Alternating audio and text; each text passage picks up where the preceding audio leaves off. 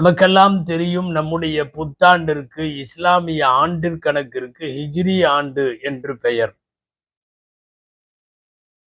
நாம் பலமுறை இந்த செய்தியை செவிமடுத்திருப்போம்.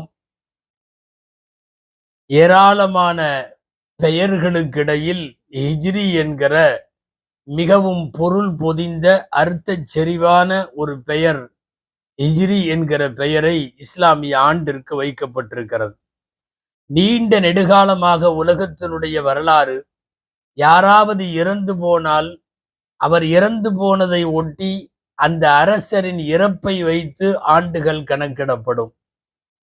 உலகத்தில் எத்தனையோ உயிரினங்கள், விலங்கினங்களின் பெயர்களிலெல்லாம் பூனை ஆண்டு, எலி ஆண்டு என்றெல்லாம் கூட பெயர்கள் இந்த உலகத்தில் ஆண்டுக்கு வைக்கப்பட்டிருந்தது.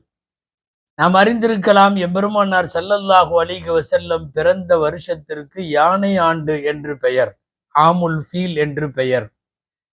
இப்படி அர்த்தமில்லாத பல்வேறு நிகழ்வுகளை மையமாக வைத்து சூட்டப்படுகிற இந்த பெயர் உமர் ரலியல்லாஹு அன்ஹு பொறுப்பேற்று 4 ஆண்டு வரை நீடித்து வந்த நிலையில் ஒரு சரியான இஸ்லாமிய ஆண்டு கணக்கை, ஆண்டிற்கான பெயரை, அதனுடைய புதிய பாதையை திறந்து வைக்க சஹாபாக்கள் ஆலோசித்தார்கள்.